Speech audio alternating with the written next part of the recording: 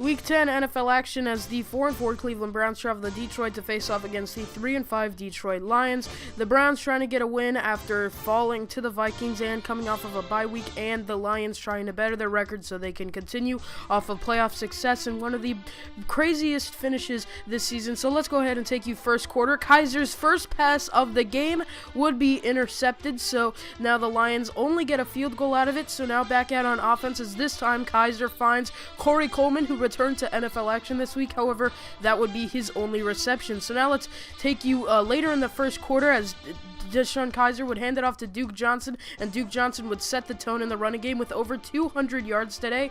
Once again, another good run for Duke Johnson. And then to capitalize on the drive, the Browns would go to the toss to Kenyon Drake for the touchdown, so the Browns take a 7-3 lead. Now Matthew Stafford and the Browns trying to make something happen as Stafford would move back on the screen pass and he would be sacked by Jamie Collins. However, Matthew Stafford would go down with an injury and be out for the rest of the game, so quarterback Brandon Weeden would have to come in and take his place. And now 4th and 1 for the Browns. They hand it off to Duke Johnson, and Johnson would be released, and he would get his first touchdown of the NFL season. So the Browns looking actually better without Isaiah Crowell in the running game, as they already have 2 rushing touchdowns. Now 14-3, 2nd and 2 for the Detroit Lions as Weeden throws and he finds his receiver Marvin Jones. Once again, later the same drive for the Lions, Weeden throws and he finds his receiver once again, so now the Lions down into Cleveland territory.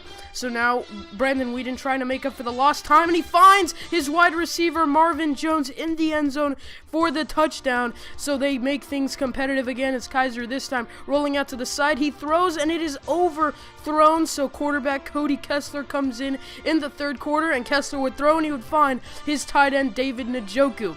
So once again, a very rocky start to the half for the Browns as they only get a field goal out of that. So now Brandon Weeden and the Lions trying to make something happen, and Weeden takes advantage of a blown coverage. So now Weeden and the Lions needing something to happen as Brandon Weeden would throw and he would find Kenny Golladay for the first down, getting deeper in Cleveland territory. So now the Lions continuing on the same drive. Weeden takes the snap and he would throw into the end zone and he would find Eddie Royal for the touchdown. So the Lions tie the game up at 17 apiece. Now let's take you back out on offense for the Cleveland Browns. Browns and Kessler trying to make something happen as Kessler would throw, and he would be intercepted by Darius Slay Jr. as Darius Slay says, "Don't test me," as he was looking for wide receiver Corey Coleman. So now the Lions continuing to drive downfield as Stafford would throw and he would find Marvin Jones for the touchdown. So the Lions tie the game, or take a 24-17 lead over the Cleveland Browns. So once again, the Browns needing something to happen as Kaiser checks back in the game, and he would find wide receiver Rashard Higgins. So now, once again, continuing on the same drive for Cleveland as Kaiser throws, and he finds wide receiver Josh Gordon for the first down. So now the Browns and Kaiser still driving down the field. Kaiser scrambling out to the right. He throws and he finds wide receiver Juju Smith-Schuster for the touchdown. That is his first career reception as a Brown and his first career reception in general. So now Brandon Weeden and the Lions needing something to happen as Weeden reverts back to his former self after the interception to Browns cornerback Jamar Taylor,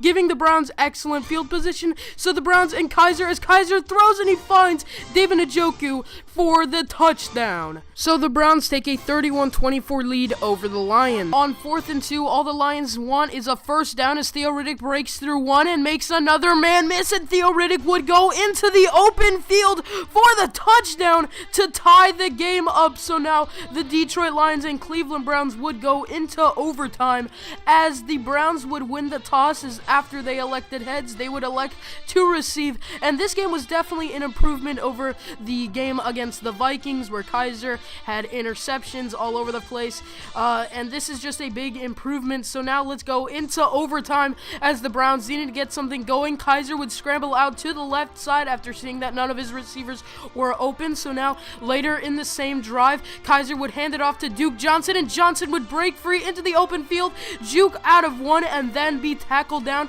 So now the Browns into Lions territory, at least getting a field goal as Duke Johnson would run it 9 yards, almost getting the first down. So now first and goal, Kaiser would hand it off to Kenyon Drake, and Kenyon Drake would be down on the 2-yard line. So now third and goal, the Browns having this opportunity instead of having to take the field goal and getting that Lions offense out on the field, and Duke Johnson would score the touchdown for the Browns. So that would be game over as the Cleveland Browns win against the Detroit Lions in Week 10 to move to 5-4, and the Detroit Lions fall to 3-6. An excellent game for Kaiser. Probably had a lot of motivation after, Cody Kessler comes in.